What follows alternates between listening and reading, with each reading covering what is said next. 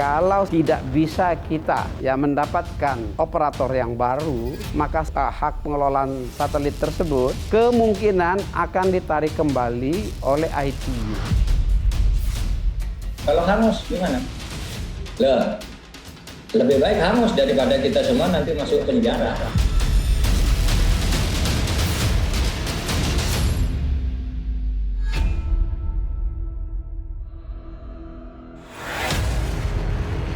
Di mana ada proyek, disitulah maklar bercokol. Barangkali itulah ungkapan yang bisa menggambarkan fakta yang terjadi di hampir semua lembaga pemerintah, baik pusat dan daerah. Termasuk anggaran jumbo kementerian yang bisa menjadi sumber perputaran uang bagi para vendor. Beragam proyek yang muncul setiap tahun menjadi rebutan sekaligus langganan bagi para kontraktor, baik pengadaan berupa konstruksi maupun barang dan jasa lainnya.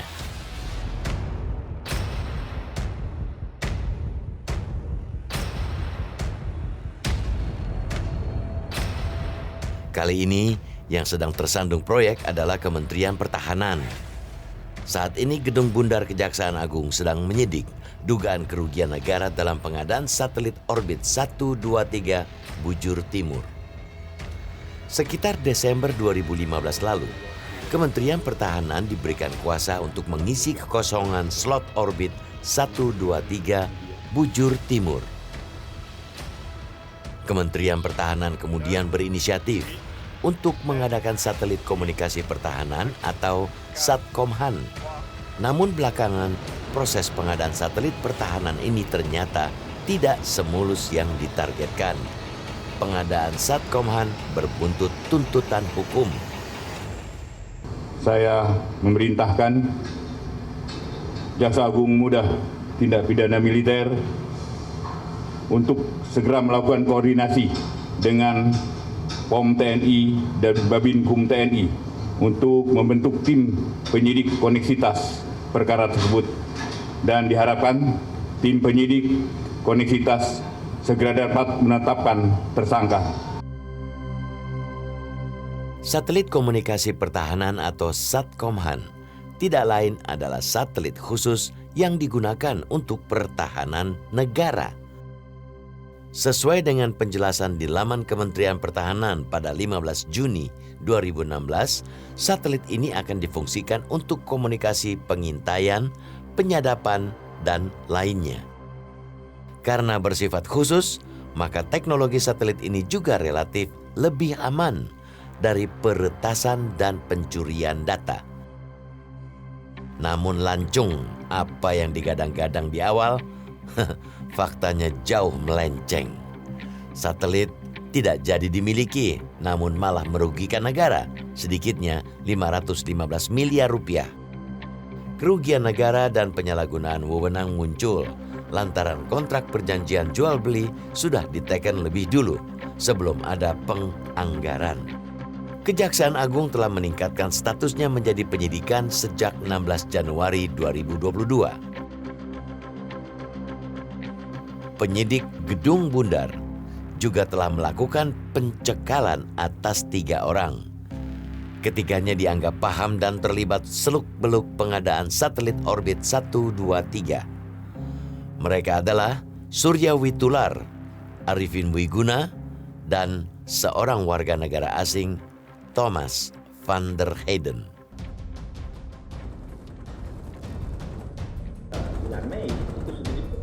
Penyidikan kasus dugaan korupsi pengadaan satelit pertahanan bermula dari laporan Menko Polhukam Mahfud MD ke Jaksa Agung. Kepada realitas, Mahfud menyebut pemerintah tidak mau terseret ke lubang korupsi berjamaah. Sebab sejak 2015, pemerintah sudah merogoh kocek tidak kurang dari 800 miliar rupiah. Kalau terus membiarkan kasus ini berlarut-larut, akan makin besar pula duit yang harus dikeluarkan pemerintah hanya gara-gara pengadaan proyek yang serampangan. Masalahnya itu ada sebuah PT namanya PT DNK datang gitu. Yang tidak pernah direkturnya sendiri sih, mutus orang, mungkin kuasa hukumnya atau siapa suratnya, pokoknya pemerintah jangan khawatir PT DNK akan menyediakan uang untuk Navajo tanggal sekian. Ternyata tidak. Sidang lagi, datang lagi surat, tidak lagi. Menteri Keuangan, Bu Sri Mulyani, mengatakan oke, uang bisa dicairkan, tapi saya menunggu hasil review dari BPKP. Lalu saya panggil BPKP di kantor saya. Itu gimana Pak? Saya nggak mau mengeluarkan, itu tugas saya, bukan merekomendasikan mencairkan uang, apalagi saya tahu ini salah. Ada kesalahan prosedur, ada kerugian negara. Oleh sebab itu saya tidak mau mengeluarkan. Akhirnya Pak, saya datang ke Bu Sri Mulyani, Bu, saya datang ke istana. Ini uang harus cair jam 12, kalau tidak, nanti kita hangus anggaran ini. Gimana Ibu? BPKP gimana, kata Bu Sri Mulyani? BPKP tidak mau, ya sudah kalau BPKP tidak mau. Kalau hangus gimana? Loh, lebih baik hangus daripada kita semua nanti masuk penjara. Namun, pengamat militer Koni Rahakundini tidak sependapat dengan langkah hukum yang diambil pemerintah saat ini. Dari kacamata Koni, upaya penyelamatan slot orbit Garuda 2 menjadi kunci sifat kedaruratan. Kita harus tahu kenapa waktu itu berlaku sekali kayaknya cepat gitu. Ada dua hal pertanyaan yang dipertanyakan. Kenapa cepat sekali keputusannya? Yang kedua, kenapa Kemhan menjadi operator? Nah, jadi itu ada riwayat bahwa saat itu kita kan bicara Pak Jokowi itu percaya tentang poros maritim dunia. Di mana-mana pergerakan sekarang itu dalam masa perang sekarang dan dekat depan itu harus ada perang udara, perang komunikasi, perang. Nah, makanya kemudian soal itu perintah presiden kalau kita baca hasil rapat kabinet itu dua. Satu, selamatkan slot. Nah, ini hasil rapat kabinet ya. Dua, buktikan. Ini yang paling penting. Buktikan kepada semua orang dunia luar kita mampu. Anak bangsa ini mampu. Jadi ada bebannya itu dua. Makanya APBNP keluar. Artinya DPR approve that. Jadi memang ada hal yang tidak biasa karena misinya kedaruratan. Atas nama penyelamatan slot orbit 1, 2, 3 Bujur Timur, Kementerian Pertahanan menyewa satelit milik Avanti Communications. Benarkah proses pengadaan satelit pertahanan kala itu syarat dengan kesepakatan di bawah meja?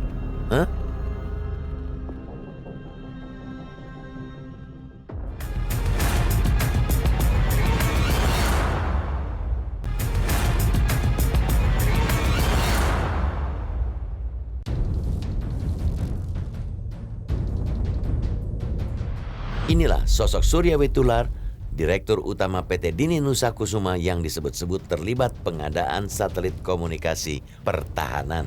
Sepak terjang Surya Witular dan Thomas van der Heyden di pengadaan satelit komunikasi pertahanan memang begitu nyata. Duet dua orang ini muncul di sana-sini dalam beberapa kesempatan.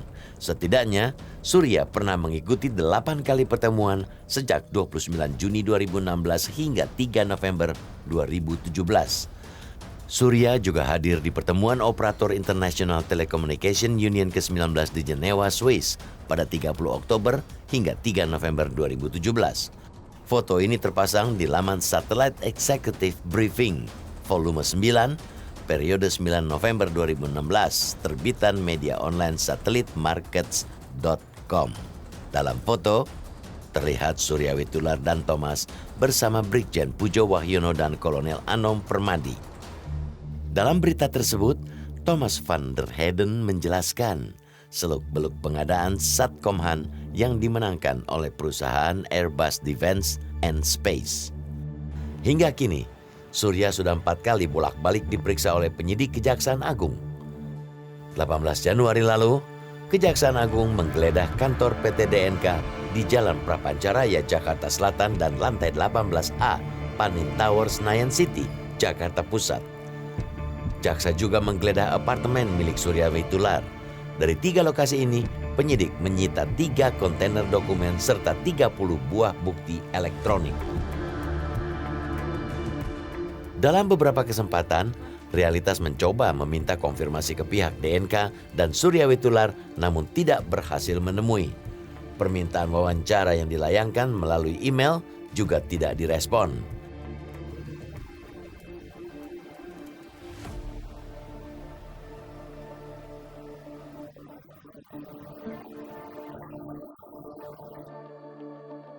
PT DNK adalah satu-satunya pemegang lisensi resmi layanan satelit Inmarsat 4 di Indonesia, serta penyelenggara komunikasi data menggunakan layanan satelit bergerak. Perusahaan ini berdiri sejak tahun 2001, jadi sudah cukup matang, malang melintang di tanah air. Anehnya, pasca ribut-ribut gugatan dari Avanti, Kementerian Komunikasi dan Informatika justru menunjuk PT DNK sebagai operator baru untuk mengisi slot orbit tersebut. Disinilah kejanggalan baru juga muncul. PT DNK yang diwakili oleh Surya Witular dan Thomas van der Heyden sebelumnya disebut-sebut sebagai tenaga ahli dalam pengadaan Satkomhan di Kementerian Pertahanan. Lantas, bagaimana mungkin akhirnya mereka ditunjuk sebagai operator alias pelaksana proyek? Pada posisi tertentu ini ada penghubung. Nampaknya di situ.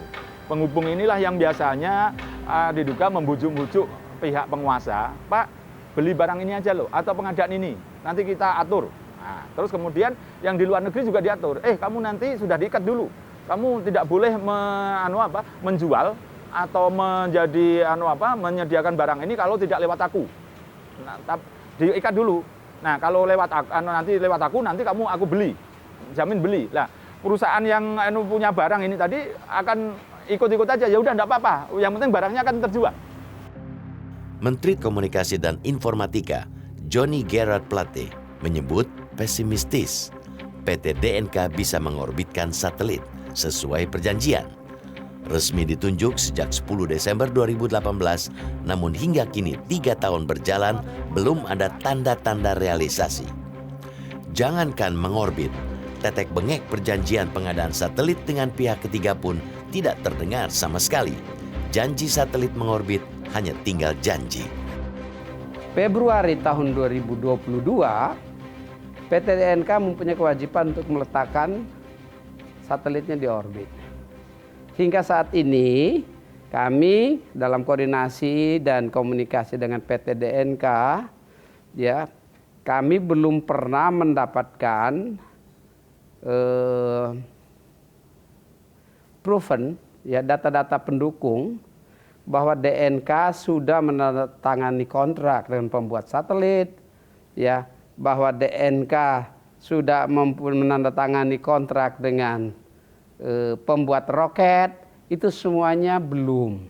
Sehingga kami mengkhawatirkan bahwa slot orbit atau HPF yang diberikan kepada PT DNK ini tidak mampu digunakan dengan baik oleh PT DNK sampai dengan batas waktu yang diberikan untuk meluncurkan satelit. Dengan kondisi ini, tipis harapan pemerintah bisa segera mengisi orbit 123 Bujur Timur sebelum tahun 2023. Dan bukannya tidak mungkin, Indonesia terancam kehilangan hak mengoperasikan slot orbit tersebut.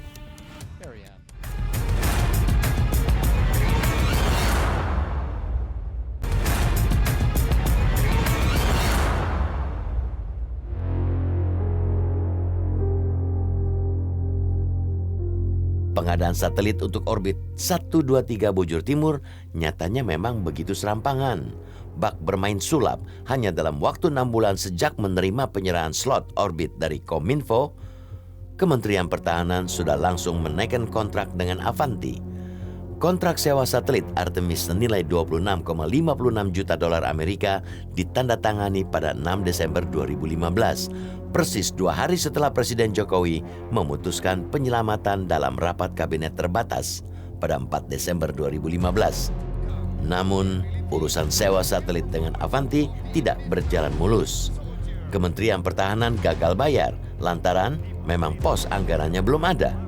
Alhasil, Avanti mengeluarkan satelitnya dari wilayah orbit 123 meski masa kontrak belum kelar dan Indonesia akhirnya kalah di persidangan arbitrase London.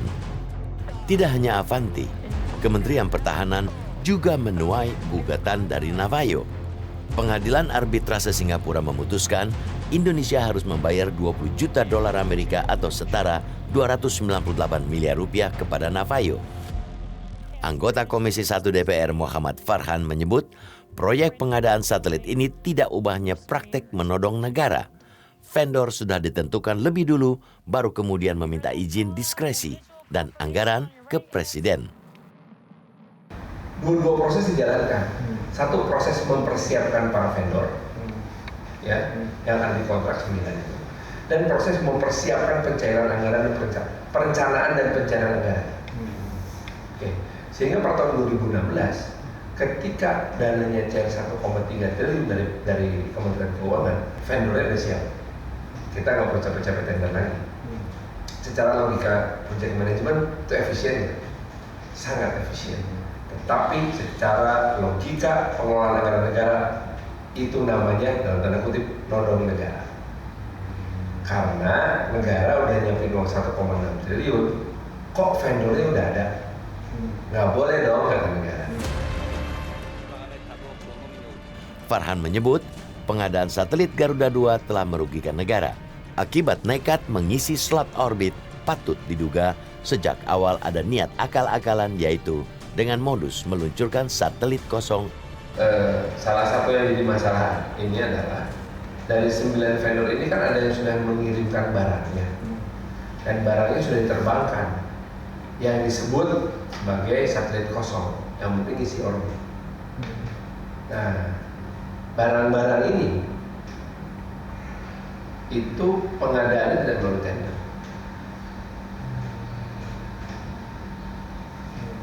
Ya, tidak melalui tender. Kirim, pasang, terbangin. Gitu. Tentu sebagai satelit kosong teknologinya nggak harus canggih. Sehingga istilah dari para penyelidik di Kejaksaan Agung mengatakan, wah ini sih barangnya di pasar kenarik nih, gitu. Karena emang tujuannya bukan untuk berfungsi, hanya untuk isi itu aja. Nah, permasalahannya adalah negara mengatakan bahwa yang terbaik adalah satelit dengan spesifikasi yang canggih. Yang lainnya canggih nggak? Enggak, orang bodoh kok. Gitu. Maksudnya satelit kosong, wah berarti ada upaya atau indikasi penggelapan uang negara. Badan Pemeriksa Keuangan sebenarnya sudah jauh-jauh hari mendeteksi potensi risiko dari proyek Satkomhan. Analisanya dituangkan dalam laporan hasil pemeriksaan atas laporan keuangan Kementerian Pertahanan tahun anggaran 2016. Saat itu kita sudah mendeteksi ya, ada sedikit risiko terhadap tagihan dari pihak ketiga. Kita nyebutnya itu hutang. Dari hasil pemeriksaan kita, dokumen-dokumen yang kita temukan itu ada kontrak, kemudian ada kewajiban-kewajiban yang pada saat itu akan jatuh tempo. Setelah mempelajari kontrak-kontrak perjanjian dengan beberapa vendor, BPK juga melihat ada potensi kelebihan bayar dengan pihak Navayo. Pada saat itu ya, itu kalau tidak salah laporannya 7 Desember 2017 ya, gitu. 7 Desember 2017 untuk yang Navayo ya. Navayo kami melihat fisik yang hadir di situ baru 19 item dari beberapa item yang kami belum dapat pada saat itu, belum dapat aneksnya atau secara rinci dari item-item pengadaan itu. Kontraknya sendiri sekitar 29,9 juta US dollar. Yang datang itu baru 19 item dan nilainya belum seberapa lah, katakan seperti itu.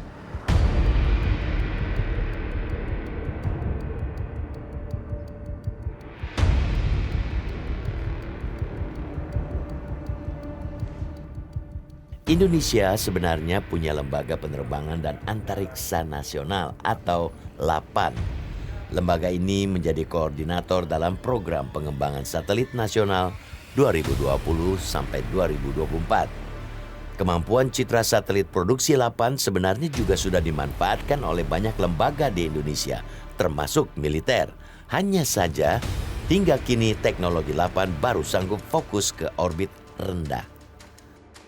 Ya, konteksnya sebelum Asia, mungkin Asia Tenggara. Kalau Asia Tenggara kita sudah leading lah untuk penguasaan teknologinya ya, karena terutama LAPAN ketika melakukan riset untuk membuat satelit ini sudah terlebih dulu lah kita mampu membuat sendiri Tapi untuk di Asia ya kita tentu saja bersaing dengan negara-negara yang sudah lebih dulu punya kemampuan untuk membangun satelit.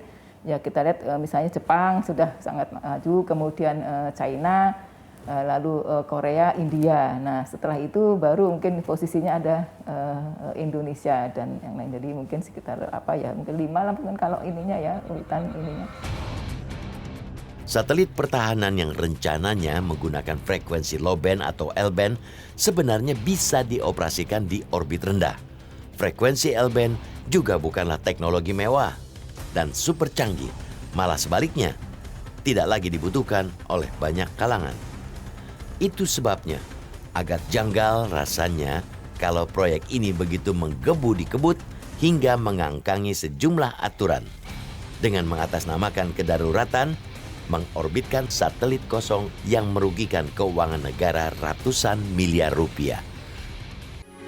Metro TV